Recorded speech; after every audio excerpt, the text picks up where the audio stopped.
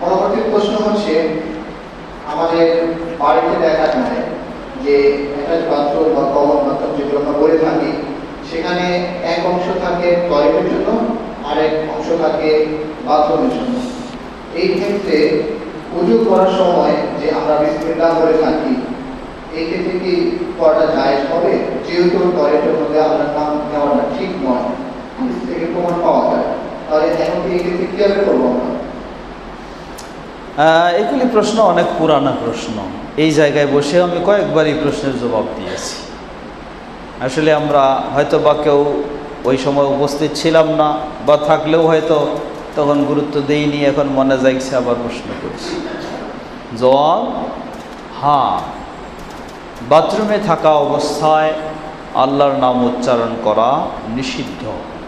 কোন সময় নিষিদ্ধ? নিষিদ্ধ হলো যখন আপনি পেশাব অথবা পায়খানার রত আছেন, এই সময় আপনার জন্য আল্লাহর নাম উচ্চারণ করা নিষিদ্ধ। কিন্তু আপনি যখন পেশাব ও পায়খানা থেকে পবিত্র হয়ে গেছেন, পরিচ্ছন্ন হয়ে গেছেন, সেখানে দাঁড়িয়ে গেছেন এবং সেই জায়গা থেকে আপনি সরে গেছেন, সেই জায়গায় আপনি ওযু করতেছেন, সেখানে বিসমিল্লাহ বলাতে কোনো অসুবিধা নেই, বরং অবশ্যই সেখানে ওযু করার সময় বিসমিল্লাহ বলবেন। আল্লাহু আ'লাম। ইনশাআল্লাহ।